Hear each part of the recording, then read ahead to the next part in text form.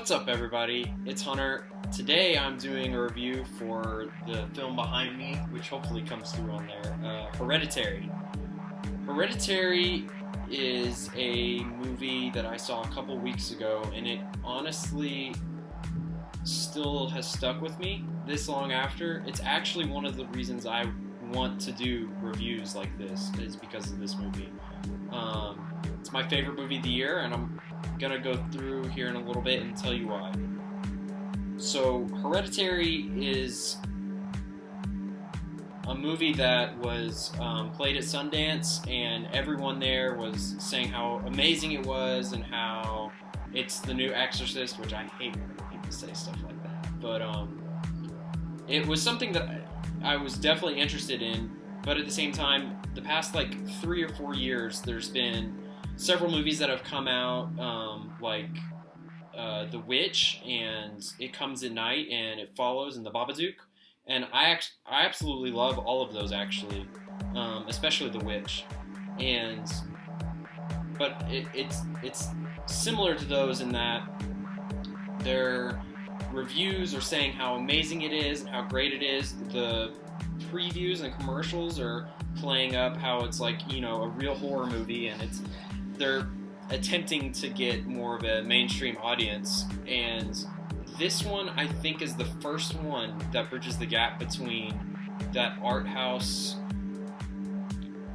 horror, I guess, with very character-centric drama and also horror. And it bridges the gap between that and more mainstream horror that people like to see, the startling type stuff and some supernatural elements, but that stuff isn't necessarily the reason why I love it. It's more so the characters and stuff like that.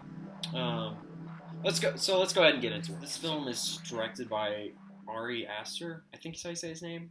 He's only done a few shorts up to this point, and it's cool to see this as his first movie. It's definitely someone I'm going to keep on my radar.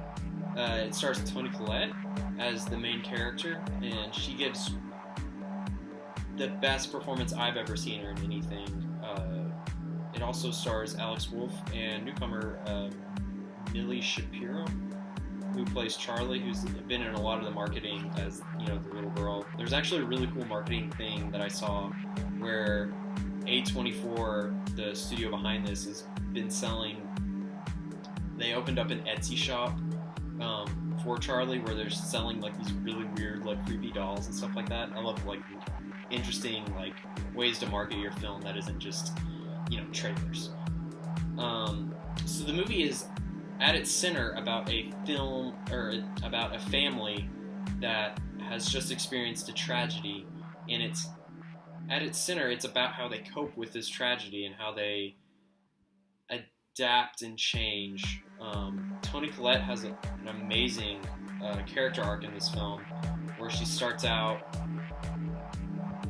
maybe not feeling anything for what's happened, and eventually something happens. I'm not going to give any spoilers because this film has already done a great job of marketing where it hasn't shown most of the really interesting stuff in the movie. But she has a change. Something happens and it breaks her down to where, as a character, she starts doing stuff that she wouldn't even think about doing before. Basically, though, there's a tragedy, and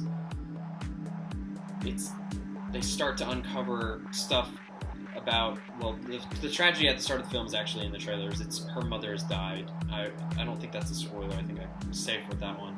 And they start uncovering stuff from her mother's past that is really, really creepy, and I'll just leave it at that. You guys definitely have to go watch this movie. That's pretty much all I really want to say about the story.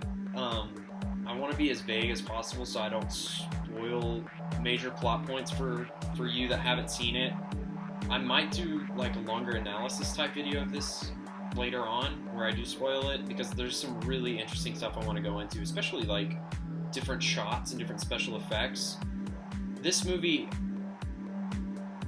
it's one of the first films I've seen in a long time where I got home at night and I couldn't stop thinking about it. There are some images that are in this that are engraved in my head right now, and it's very visceral film. It's not like It Comes at Night or The Witch, where it shows you glimpses of stuff.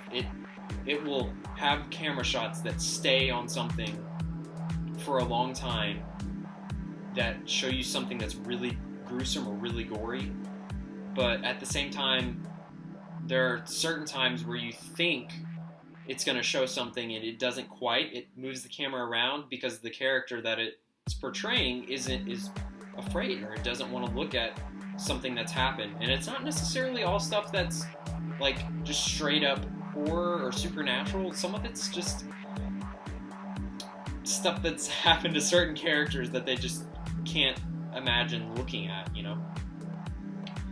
It's a movie, though, that stayed with me, and I got home at night and I didn't go to bed. I just sat up thinking about it. I don't know if I was too scared to close my eyes and turn off the lights and go to bed. I don't think it's what it was. I think it's more so it was just something I couldn't get out of my head, which is crazy. I haven't had that happen, you know, a whole lot with any kind of film in a while. It's something that I'm definitely going to think back on and remember. One really interesting thing I want to touch on as far as like the editing and cinematography goes, Toni Collette's character makes these like, I guess they're like miniature like doll, or they're not even dolls, they're like miniature like scenes and images that she sells. It's a weird hobby of hers in the movie, and they're basically like little boxes that she makes with like tiny like little people and stuff like that are reenacting different stuff, and it's a really, really cool like motif that's used throughout the movie. Something that I love is there are several scenes that start out and it makes you think, or it might start out with looking at one of those like little miniatures, and then it zooms in and you're actually looking at like a real set and like people are walking around in it. It's something really cool about this poster too behind me, and it's so cool how they do that editing trick. I don't know how they do it with some of them, because it straight up looks like you're looking at that same miniature, and then it zooms in and there's people walking around and they're actually in there. It's a very cool way to portray the house, which is a very big and remote and perfect for a horror movie house, where there's lots of large rooms and stuff like that you can see how a horror scene might break out from it. The movie isn't particularly original with its plotline. That's one thing I can fault it for. It's weird to fault it for that, because the way it executes its scenes and executes its story and stuff like that is original, and it does some interesting like stuff with its special effects that I haven't really seen before. This movie was fantastic. It's better than I thought it was going to be. It's more visceral, and it shows you more things than some of the recent like A24 type horror films, and I think it's definitely more of a crowd-pleasing film, but it doesn't sacrifice its characters and its writing to have some startling, more gruesome moments in it. I think it's something most people should see, even if you're not a huge horror fan. If you are a huge horror fan, then what are you doing? How have you not seen this yet? Go see it. But anyways, it's one of the largest releases that A24's had, so hopefully you can see it in a theater. It's really cool to see on the big screen. I thought I was engrossed in it the whole time. Like, I didn't look down. I didn't really talk to anyone or anything. I had some friends I was with, but I didn't really talk to anyone or anything. I was focused on the movie.